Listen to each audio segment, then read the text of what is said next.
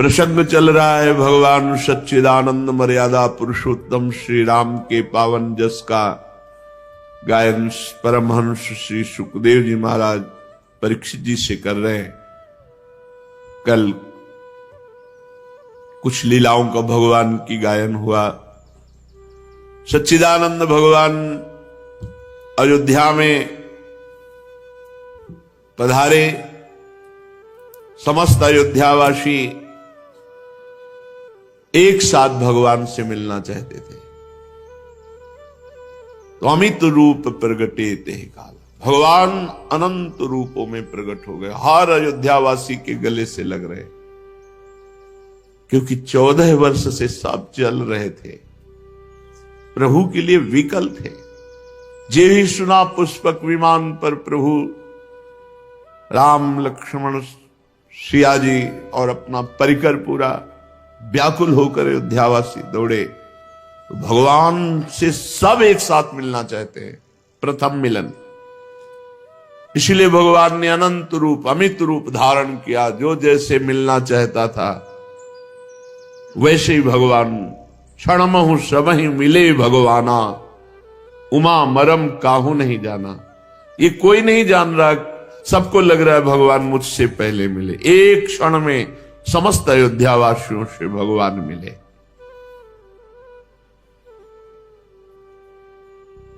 भगवान का अभिषेक हुआ। चक्रवर्ती सम्राट पद पर भगवान श्री राम जी विराजे। राम बाम दिशि शोभित, रमा रूप गुण खानी। देखी मातु सब हर्षी, जन्म सुफल निज जानी। 14 वर्ष से अपने लाडले श्री राम के दर्शन के लिए व्याकुल नेत्र वाली माताएं आज देख रही हैं। राजाधिराज के रूप में भगवान विराजमान है और वाम भाग में ईश्वरीय शक्ति समन्वित महालक्ष्मी स्वरूपा श्री जानकी जी विराजमान है। रमा रूप गुण खानी। सब माताएं बलिहारी जा रही जब सिया राम जी को सिंहासन पर विराजमान देख रही, हृदय आनंद में भर गया। सुनु खगेश तेहि अवसर, ब्रह्मा शिव मुनि वृंद। चढ़ी विमान आए सब, सुर देखन सुख कंद। काकभूषुंड जी कहते, हे गरुण जी महाराज, उसी समय ब्रह्मा जी, भगवान महादेव और बड़े बड़े मुनि और देवता विमानों पर आरूढ़ होकर आनंद कंद भगवान श्री रामचंद्र जी के दर्शन करने के लिए आए। प्रभु बिलो की मुनि मन अनुरागा, तुरत दिव्य सिंहासन मांगा। रवि सम तेज सो बरनी न जाई, बैठे राम दुजन सिर नाई। वशिष्ठ जी ने दिव्य सिंहासन नवीन राजा रामचंद्र जी के लिए जानकी सहित भगवान उस पर विराजमान हुए। वो शोभा प्राणाराध्य भगवान प्रियाजू के साथ विराजमान है, जिनके लिए नेत्र तड़पते हैं। जब उनको देखते हैं ना तो फिर वो स्वाद अलग होता है। 14 वर्ष से समस्त अयोध्यावासी नर नारी पशु पक्षी सब भगवान के विरह में व्याकुल आज देख रहे। दिव्य सिंहासन में सिया जी के समेत पुलकित रघुनाथ जी विराजमान है। वेद मंत्र तब द्विजनि उचारे, नव सुर मुनि जय जयति पुकारे। बड़े बड़े ब्रह्म ऋषि वेद मंत्रों का उच्चारण कर रहे हैं और जय हो आकाश में सी ध्वनि हो रही। विमानों पर आरूढ़ देवता दिव्य पुष्पों की वर्षा सिया राम जी के ऊपर करके जय जयकार कर रहे हैं। प्रथम तिलक वशिष्ठ मुनि की ना, पुनि सब विप्रन आयसु दीना। श्रुत बिलो की हर्षि महतारी, बार बार आरती उतारी। पहला तिलक भगवान वशिष्ठ जी ने किया, फिर सब बड़े बड़े मुनिजन माताएं आरती सजाकर सिया राम जी की आरती कर रहे हैं। अपनापन से सुख होता है। ये मेरे लाडिले लाल हैं। माताएं आरती उतारती जा रहे हैं और आनंद में पुलकित हो रहे हैं। आज जितने जाचक है सबको अयाचक कर दिया रघुनाथ जी ने। किसी की कोई इच्छा ही नहीं है भगवान को। खास बात इसमें है कि भगवान ने दिया ऐसी बात नहीं। वहां तो जहां भगवान विराजमान अष्ट सिद्धियां 9 निधियां 8 खेलियां कर रहे हैं, किसी की लेने की इच्छा ही नहीं है। भगवान का ऐसा स्वरूप है कि जो देखे सो अचाह हो जाए, चाह ही ना रह जाए। जाचक सकल अजाचक किन्हें। केवट के मन में क्या है? भगवदानंद। तो क्या निकल रहा मुख से? अब कछ नाथ न चाही मोरे। ये जो चाह है ये मलिन हृदय में होती। भगवद विमुख हृदय में ये चाह जागतिक वस्तु भोगों की होती है। सब देख रहे हैं। सिंहासन पर त्रिभुवन साई, देखी सुरन दुंदुभी बजाई। त्रिभुवन के स्वामी अयोध्या नरेश पद पर आज विराजमान हैं। देखकर समस्त एक कितनी ठसक की बात। हमारे स्वामी जिनके कालाधीन है वो प्रभु हमारे हैं। नहीं, ये खास हृदय में जो सुखानुभूति होती है वो अपनेपन से होती है। हमारे लाला हैं, हमारे मित्र हैं, हमारे पिता हैं, हमारे स्वामी हैं, हमारे प्रीतम हैं। जो भाव दास्य शक्य वात्सल्य कांता सहचरी, जो भाव। जब अयोध्यापति के सिंहासन पर भगवान श्री रामचंद्र जी विराजमान हुए, दुंदुभियां देवताओं की बज रही, अप्सराएं नृत्य कर रही, जय जय ध्वनि हो रही। मुनिजन परमानंद में मगन है क्योंकि उनके जो ध्यान का विषय वो आज साक्षात देख रहे हैं। भरत, लक्ष्मण, शत्रुघ्न, विभीषण, अंगद, हनुमान, सुग्रीव, ये छत्र, चवर, पंखा, धनुष, तलवार, ढाल, शक्ति लिए हुए भगवान के समीप ही यथा स्थान विराजमान। कैसी अद्भुत शोभा सिया राम जी की। आसपास भाईजन और सेवकजन और बीच सिंहासन में सिया राम जी विराजमान है। श्री सहित दिन कर वंश भूषण, काम बहु छवि सोहि, नव अंबुधर बरगात, अंबर पीत सुर मन मोहि।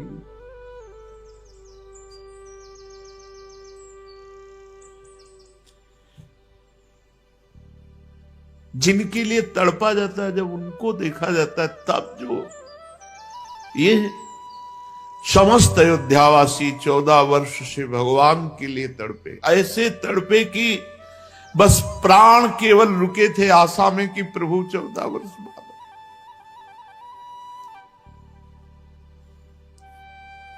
प्रभु आएंगे, बस नहीं कब के प्राण छूट गए होते। आज उसी विरह का, उसी तड़पन का फल देख रहे हैं। श्री सहित दिन कर वंश भूषण, काम बहु छवि सोहई, नवंबुधर बरगात अंबर, पीत सुर मन मोहई।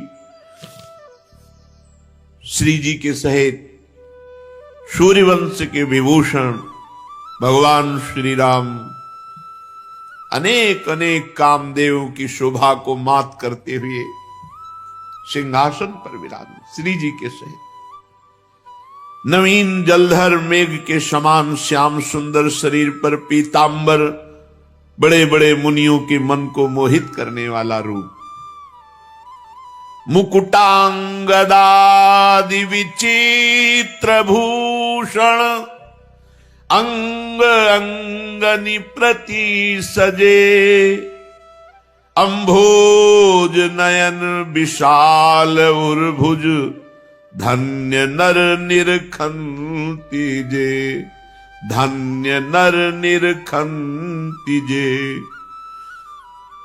मुकुट, बाजूबंद, विचित्राभूषण यथा योग्य अंगों पर सजे हुए,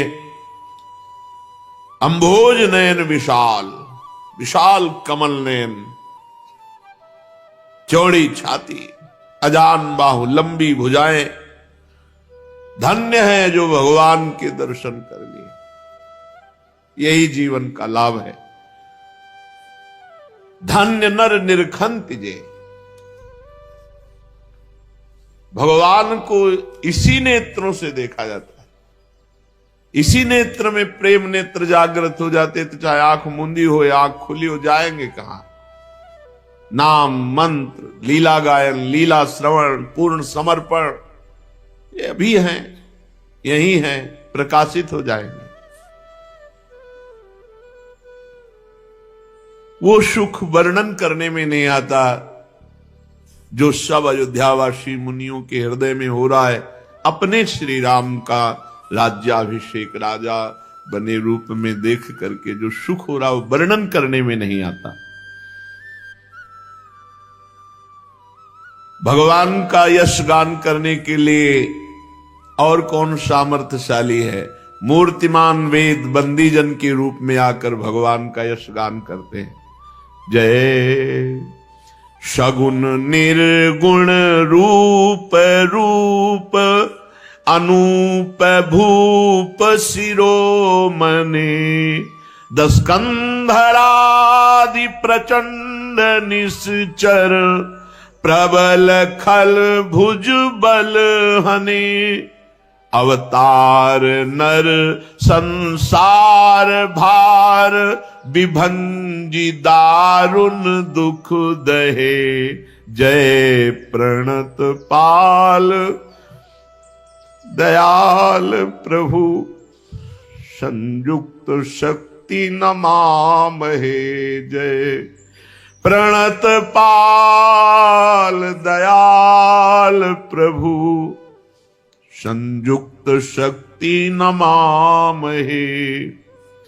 वेद स्तुति करते हैं, हे सगुण और निर्गुण रूप धारण करने वाले, हे अनुपम रूप लावण्य युक्त, हे राजाओं के शिरोमणि, आपकी जय हो। आपने दुष्ट रावण आदि इन प्रचंड बल से युक्त निशाचरों का विनाश किया। आपने मनुष्य अवतार लेकर संसार के भार को नष्ट करके, अवतार लेकर के ऐसी लीलाएं की जिनका गायन करके समस्त संसार के बंधनों से मुक्त हुआ जा सकता है। आपने उस कठोर बंधनों को, दुखों को नष्ट करने के लिए अवतार लिया है। हे दयालु, हे शरणागत की रक्षा करने वाले प्रभु, आपकी जय हो। मैं सीता सहित आपको नमस्कार करता हूं। तब विषम माया बस सुरासुर, नाग नर अग जग हरे। भव पंथ भ्रमत अमित दिवस निशि, काल कर्म गुण निभरे। जे नाथ करी करुणा बिलो के, त्रिविध दुख ते निर्वहे। भव खेद छेदन दक्ष हम कहूं, रक्ष राम नमामहे। हे हरि, तो विषम माया बस सुरासुर, नाग नर अग जग हरे। हे हरे, आपकी ऐसी विषम माया है, देवता मनुष्य मुनि कोई भी ऐसा नहीं जिसको ये फंसाकर आपसे विमुख न कर दे। काल कर्म गुण स्वभाव इनके वशीभूत हुआ रात दिन भटकता रहता है जीव। आवागमन का चक्र, बार बार जन्म, बार बार मरण। हे नाथ, इनमें से जिनको आपने कृपा करके देख लिया, तभी गोस्वामी जी कह रहे थे प्यार से देख लो या नाराज होके देख लो, देख तो लो आप हमारी तरफ। इन भटकते हुए प्राणियों में आपने जिनको कृपा करके देख लिया, वे ही माया जनित बंधनों से मुक्त हो गए। 3 प्रकार के दुखों से, दैहिक, दैविक, भौतिक, इनसे छूट गए। जन्म मरण के इस जाल को काटने वाले कुशल कृपालु हे हरि, आप हमारी रक्षा कीजिए। आप हमारी ओर कृपा दृष्टि से देखिए। आपकी जय हो। बहुत सुंदर स्तुति कर रहे हैं। जे ज्ञान मान विमत तव, भव हरनि भक्ति नादरी। ते पाई सुर दुर्लभ पदादपि, परत हम देखत हरि। विश्वास करी, यही जीवन है, यही जीवन है जो अगली पंक्ति गाई जा रही। विश्वास करी सब आस परिहरी, दास तव जे होई रहे। जपि नाम तव बिनु श्रम तरहि भव, नाथ सो सम राम है। प्रभु वेद स्तुति करते हैं कि प्रभु जो ज्ञान के अभिमान में मत्त हो गए कि मैं अहम ब्रह्मास्मि, तो प्रभु हमने देखा है उनको भ्रष्ट होते हुए, गिरते हुए, क्योंकि बचाने वाला कोई नहीं।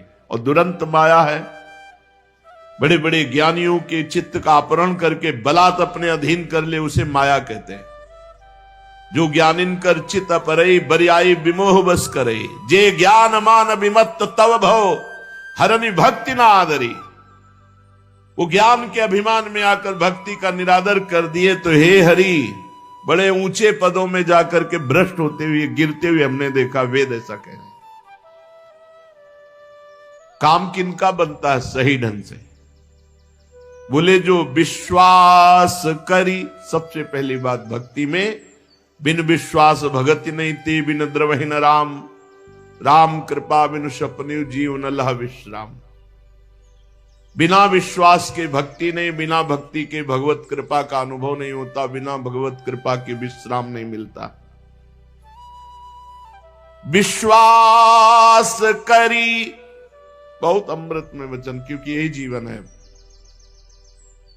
सब आस परिहरी, दास तव जे होई रहे, जपि नाम तव बिनु श्रम तरही, भवनाथ सो समराम है।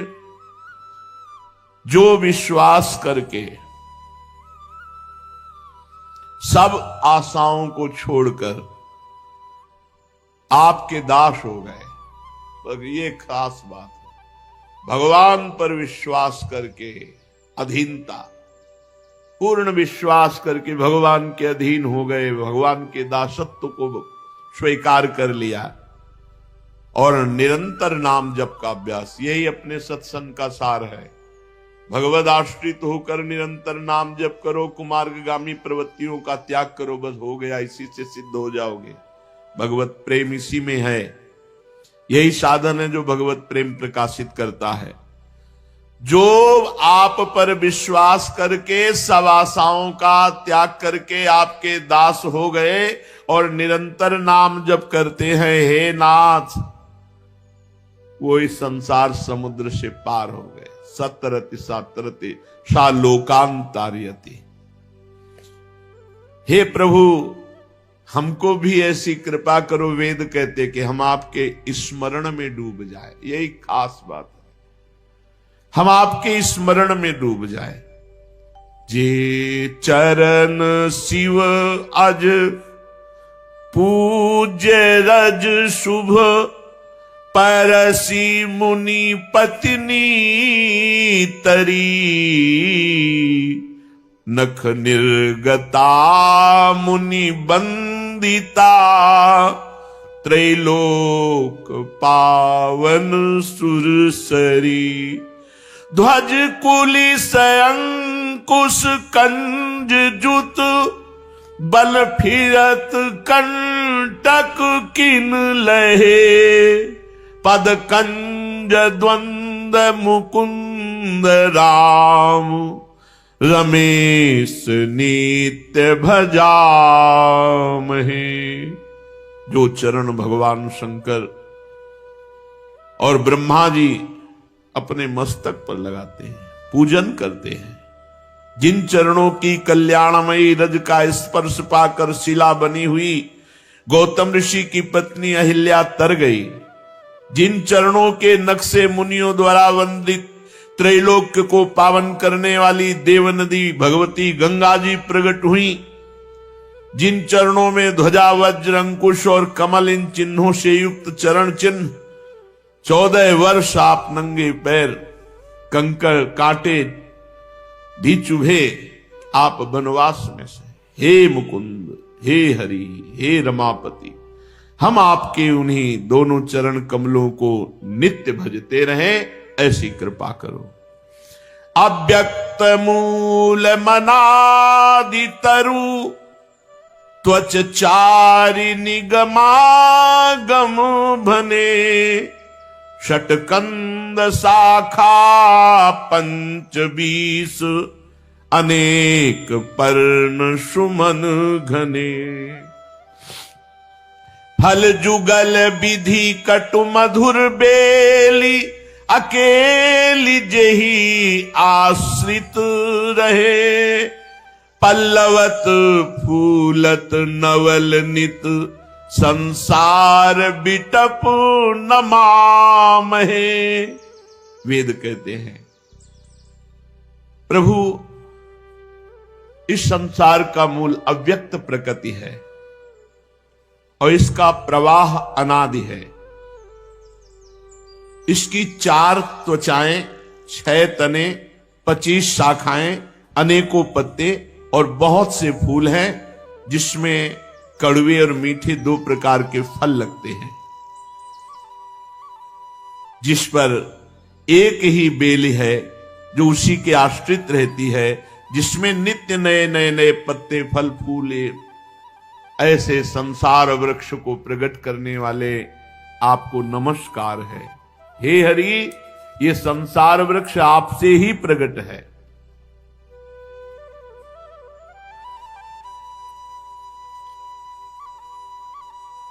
अव्यक्त प्रकृति, इसका प्रवाह अनादि, ये 6 तने, 5 ज्ञानेन्द्रिय, 1 मन, 4 त्वचाएं, बुद्धि, मन, चित्त, अहंकार, 25 शाखाएं, 5 महाभूत, 5 तन्मात्रा,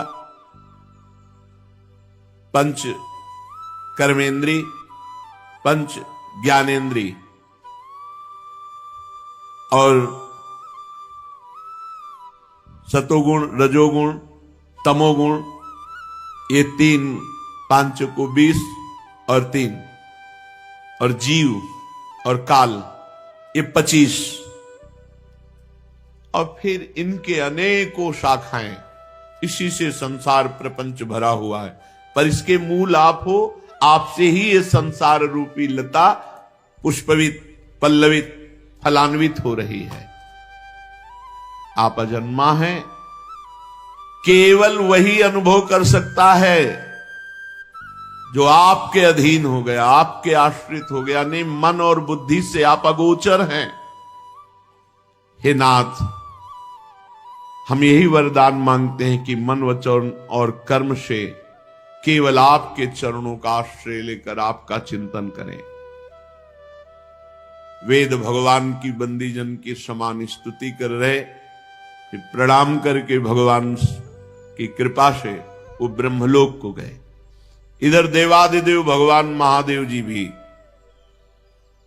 राम दरबार में उपस्थित हुए और भगवान शंकर स्तुति कर रहे, पर वेद जो स्तुति कर रहे थे वो अलग था, वो बंदीजन की भांति गा रहे थे। लेकिन यहां विनय करत गदगद गिरा पूरित पुलक शरीर। परम वैष्णवाचार्य भगवान शिव हैं, आंखों से अश्रुधारा बह रही, रोमांच हो रहा, और भगवान सियाराम के सामने खड़े होकर उनका स्तवन कर रहे।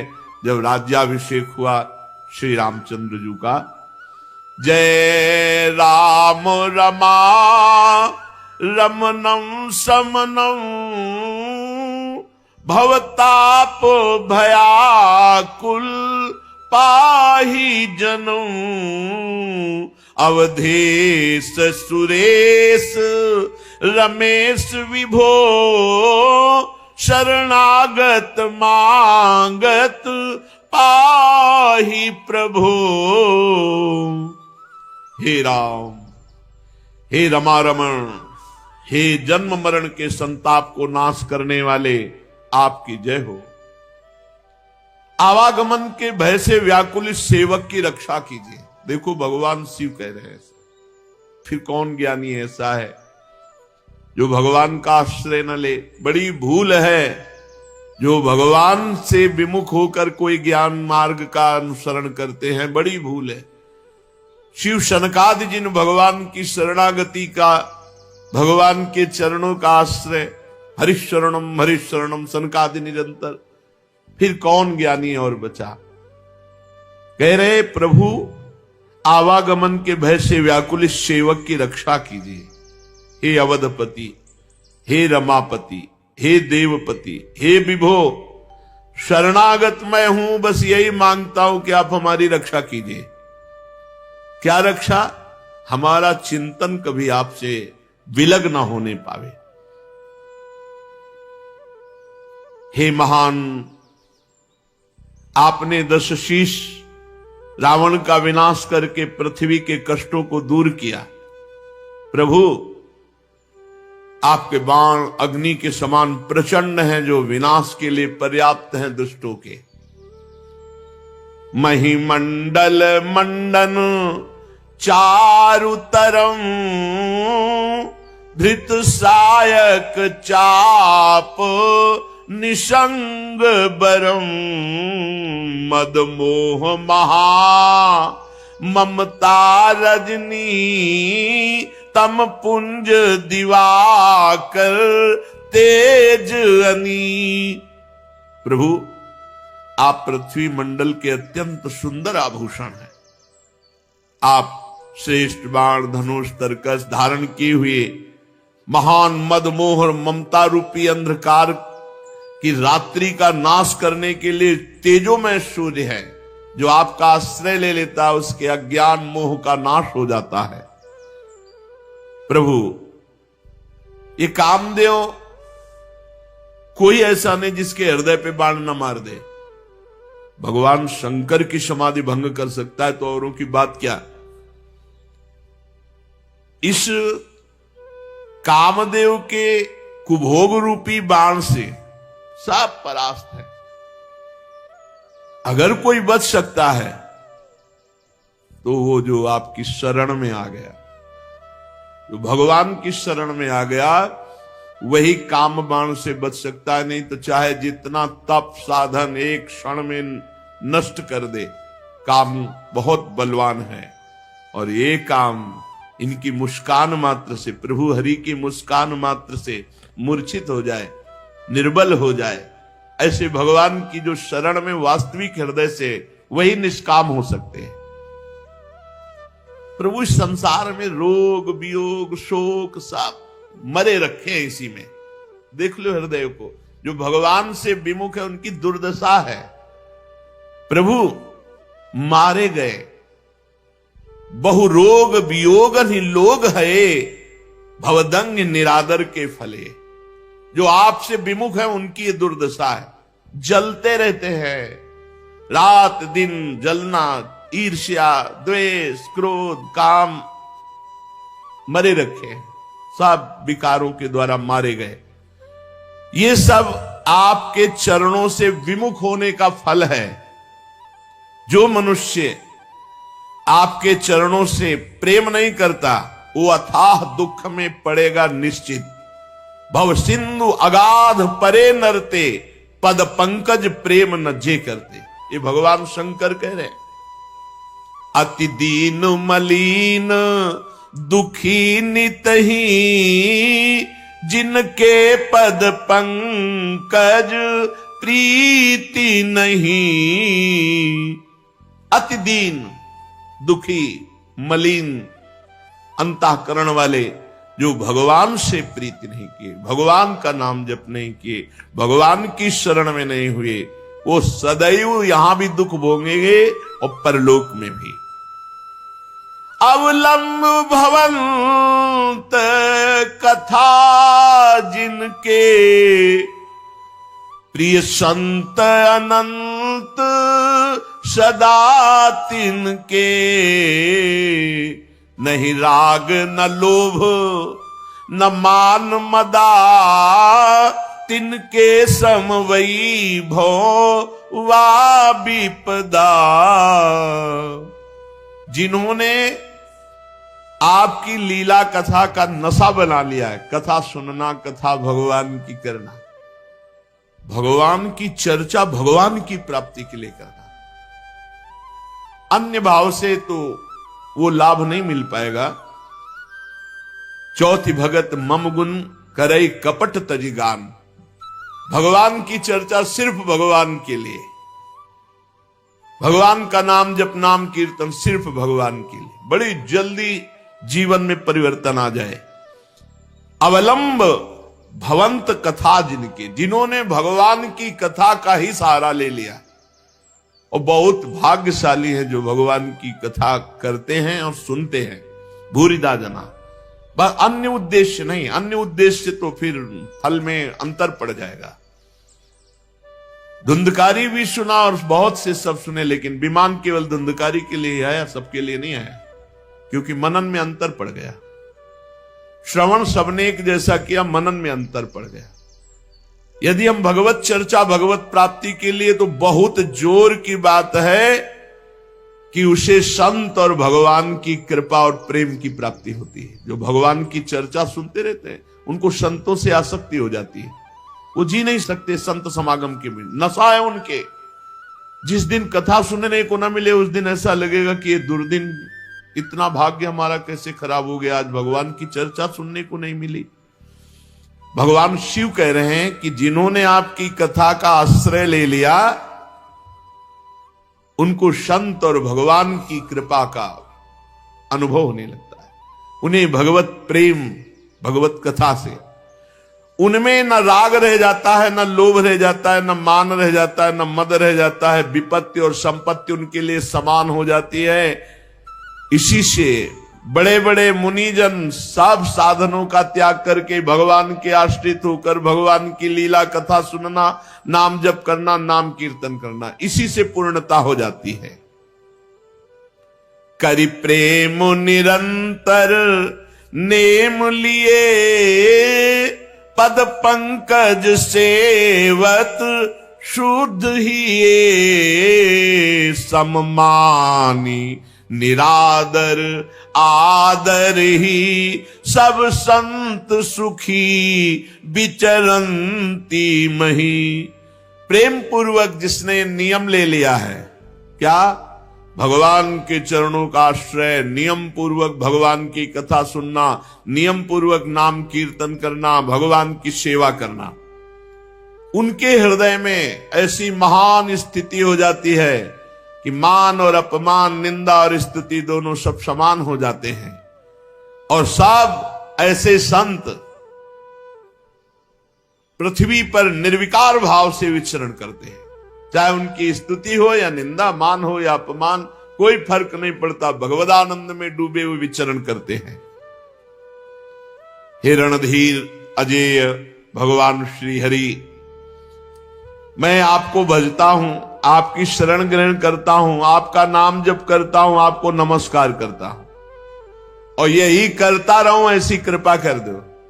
बार बार आपको नमस्कार, बार बार आपका चिंतन, बार बार आपकी सेवा, आपका भाव, बस इसके सिवा जीवन का कोई सार नहीं। सर्वदेव में भगवान श्री राम जी ने भगवान वशिष्ठ जी को अपना आचार्य बना करके बड़ी बड़ी यज्ञ की। सर्वदेव स्वरूप यज्ञ भोक्ता तो भगवान ही है, पर लीला पूर्वक अपने आत्मा का स्वयं यजन किया। भगवान ने यह निश्चय किया कि ब्रह्म ऋषि ही इस भूमंडल के सब सुख के अधिकारी हैं, इसलिए संपूर्ण पृथ्वी को जीत करके ब्रह्म ऋषियों को दान दे दिया। और ब्रह्म ऋषियों ने प्रभु को समर्पित कर दिया कि आप ही इसकी सेवा कर सकते हैं। आचार्य ब्रह्म ऋषियों ने भगवान श्री राम को संपूर्ण भूमंडल वापस कर दिया कि इसकी रक्षा आप ही कर सकते हैं। परीक्षित, प्रभु श्री राम सब लोगों के एकमात्र स्वामी हैं। वही हमारे हृदय में बैठ करके अज्ञान का नाश करते हुए ज्ञान का प्रकाश कर रहे हैं। हमें भगवान ने सब कुछ दे रखा है, क्या? जब ज्ञान दे दिया तो इससे बढ़कर और क्या है? भगवान ज्ञान स्वरूप है। ज्ञान से ही अनंत महिमाशाली भगवान का परिचय होता है, जो कभी किसी को पीड़ा नहीं पहुंचाते और अपने चरण शरण में आए हुए की हर तरह रक्षा करते हैं, और जो सदैव ब्राह्मणों को अपना इष्ट देव मानते हैं, ऐसे भगवान श्री रामचंद्र को हम नमस्कार करते हैं। परीक्षित, एक बार अपनी प्रजा की स्थिति जानने के लिए भगवान श्री राम रात में वेश छुपा करके अन्य वेश में घूम रहे थे। उसी समय भगवान श्री राम के कान में शब्द पड़े कि एक पुरुष अपनी पत्नी से कह रहा था, नाहम विभर्मित्वाम दुष्टाम असतीम परवेश्म गाम स्त्री लोभी बिभ्रयात सीताम रामो नाहम भजे पुनः। तू रात भर पराये घर में रह आई है, इसलिए मैं तुझे इसी समय निकालता हूं। सचमुच संसार को प्रसन्न रखना टेढ़ी खीर है। भगवान सुखदेव जी कह रहे, देखो इस मूर्ख की मूर्खता, भगवान के राज्य में रह रहा है, भगवान की महिमा को नहीं जान रहा, भगवान पर दोषारोपण कर रहा है। जब भगवान राम ने अपने कान से ये बात सुनी तो लोकापवाद के कारण श्री सीता जी का परित्याग किया। ये इसमें ये बात नहीं है, ये तो व्यवहारिक बात है। भगवान श्री राम जी ने देखा, भगवान का एक स्वभाव है कि अपने जन का अभिमान रहने नहीं देते। और लंका जैसे सुरक्षित देश पर आक्रमण करके लंकाधिपति रावण, कुंभकर्ण, मेघनाथ, नरांतक, ऐसे ऐसे देवांतक, इन सब का नाश, तो सबके हृदय में अहंकार जागृत था, सबके हृदय में। यहां तक कि जो भगवान के कृपा पात्र वानर बलि थे, जांबवान तक के हृदय में भी, जांबवान जी ने भगवान की भुजाओं की तरफ देखा और कहा इतनी सुकोमल इनमें बल है कि नहीं, एक बार कैसे देखें। भगवान से कह तो सकते नहीं और चुप रहे। मार घूसों, कई दिनों तक पिटाई की थी भगवान ने कृष्णावतार में। कृष्णावतार में गुफा के अंदर कई दिनों तक पिटाई जांबवान की थी। और एक तो बलराम जी से भिड़ गया, राम जी का पार्षद जो बंदर था,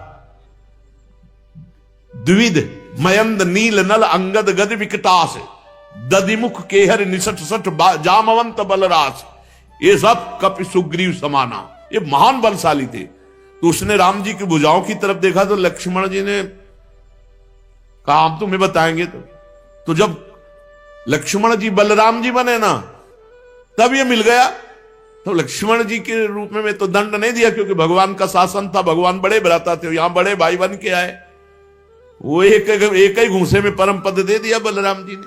तो जितना परिकर था सबको अहंकार आ गया था। तो भगवान ने सोचा अहंकार का मर्दन कैसे हो, क्योंकि हम कैसे लड़े इनसे, पूरा परिकर कैसे लड़े। तो भगवान ने सोचा हम अपने अंश से इनको पराजित करेंगे। तो फिर ये लीला सीता जी को, अब सीता जी को जंगल में एकांत में छोड़ दिया। उधर भगवान वाल्मीकि जी ने जब देखा कि ये तो अरे चक्रवर्ती सम्राट महाराज दशरथ की कुलवधू सीता जो इस समय गर्भवती, ये सारा केवल अहंकार दूर करने का खेल था। और परंपरा थी ऋषियों के पास ही बालकों का पूरा पठन पाठन, अध्ययन अध्यापन आदि की पूरी दीक्षा शिक्षा सब। तो वाल्मीकि जैसे महापुरुष, कई कारण ऐसे नहीं भगवान की अपवाद के कारण भेज दिए, ऐसे किसी ने कह दिया, धोबी ने कह दिया, भगवान ने भेज दिया। उसका कारण था अहम का नाश करवाना अपने जनों का, क्योंकि और कोई उपाय ही नहीं था कि हो सकता, कोई उपाय नहीं था। राम बल से बलवान को कोई नीचा दिखा सकता है तो राम ही बल दिखा सकता है। तो वहां लवकुश का प्रादुर्भाव हुआ। महर्षि वाल्मीकि जी त्रिकालज्ञ महापुरुष, उन्होंने अपने ज्ञान के द्वारा पूर्ण धनुर्वेद, सब वेदों से परिपूर्ण कर दिया लवकुश को।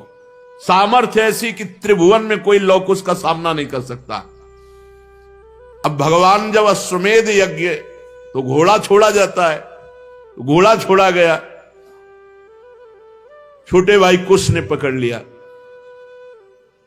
थोड़ी देर जब नहीं आए तो लौ व्याकुल हो गए, कहां है? तो देखा मस्तक पर लिखा होता था घोड़ा कहां का है, कौन का है, क्या सब पूरा। उन्होंने देखा अयोध्यापति चक्रवर्ती सम्राट राजा धीराज भगवान श्री राम। तो ये क्या किया? तो उन्होंने कहा इनके साथ सैनिक मुझे बहुत अहंकार भरे दिखाई दिए, मुझे लगा थोड़ा खेलूं इनसे युद्ध में। अरे बोले चक्रवर्ती सम्राट राम, राम का, जिन्होंने सिया का त्याग किया किसी नगरवासी के कहने से, तब तो बिल्कुल नहीं घोड़ा छोड़ूंगा, मैं देखूंगा कैसा वीर है राम के दल में। छोटे से कुश की बात सुनकर लो जी ने भी निश्चय किया, क्योंकि भगवत प्रेरित थे।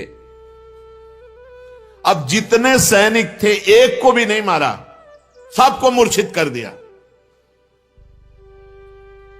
उनमें से जिनको एक आध को होश आया, लौट के अयोध्या गए, बोले जंगल में दो बालकों ने घोड़ा पकड़ा, अब आगे नहीं जाया जा सकता जब तक विजय श्री वहां नहीं होगी।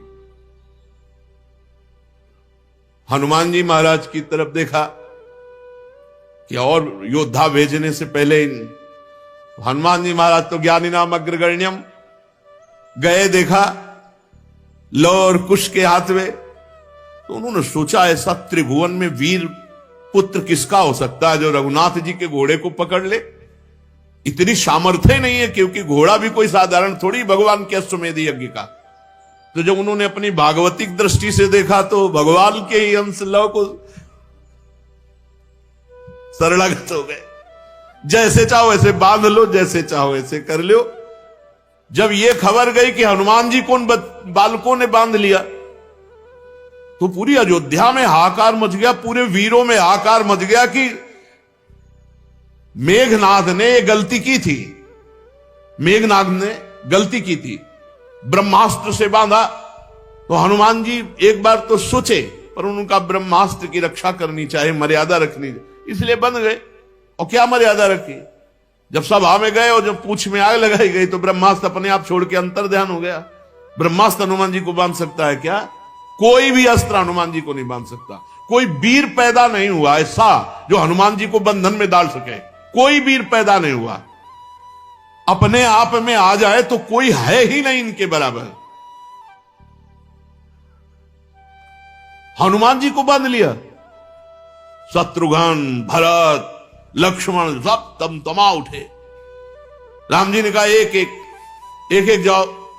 अच्छा, जे भी कहा भैया कोई अयोध्या की तरफ से आ रहा है।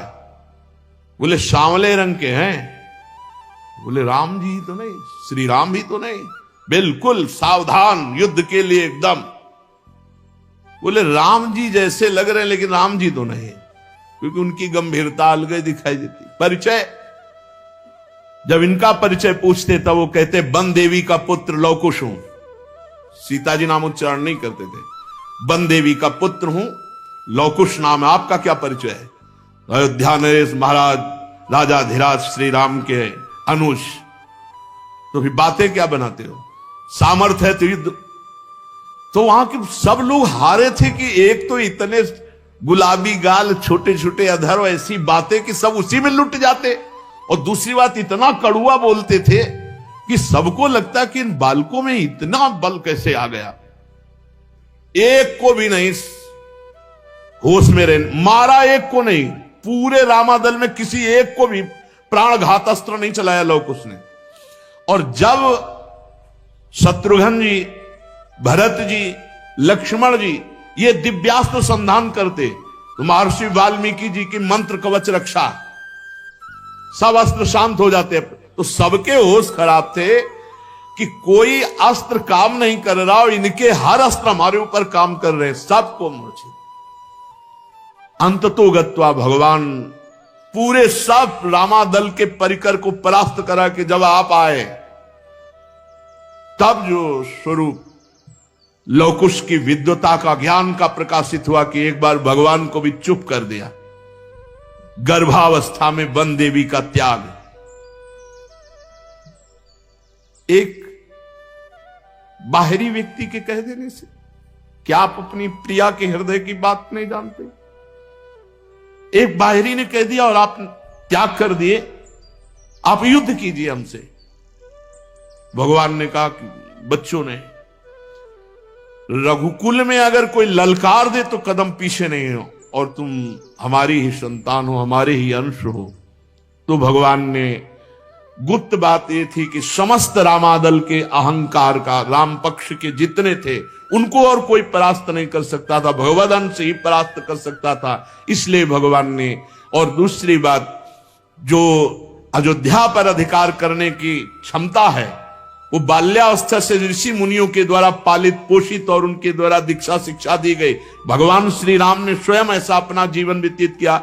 जो विश्वामित्र जी के साथ गए तो ऐसे ही अपने पुत्रों के लिए, ये बाहरी बात थी, आंतरिक बात थी, अपने पक्ष के जनों के अहंकार का मर्दन करना। पृथ्वी देवी के गोद से प्रकट हुई थी जानकी जी। अब राम जी बहुत विकल हुए और उनसे कहा, पुत्रों कहां हैं तुम्हारी मां वन देवी?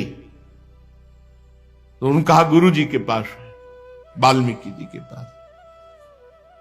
पर दौड़ते हुए नजदीक, क्योंकि प्रभु श्री राम आपके दर्शन करने आ रहे हैं। पता नहीं सिया जी के मन में क्या था, क्या लीला थी। उन्होंने पृथ्वी देवी से प्रार्थना की, बस अब नहीं, मैं अपने प्रभु को जिस ध्यान में देख रही हूं उसी ध्यान में रखते हुए मुझे लय कर लो, अब प्रगट में नहीं। भगवान श्री राम अपनी शोकावेश बुद्धि को संभाल नहीं पाए। देखते देखते सिया जी पृथ्वी की गोद में, पृथ्वी की गोद से ही प्रकट हुई थी, और पृथ्वी की गोद में भगवान श्री राम बहुत विकल हो गए। समर्थ होने पर भी न रोक सके और रुदन करने लगे,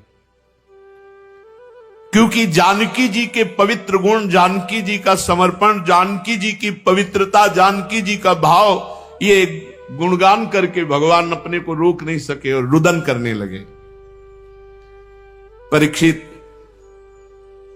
भगवान अपने जनों से बहुत प्यार करते हैं, तो जानकी जी तो उनका हृदय ही है।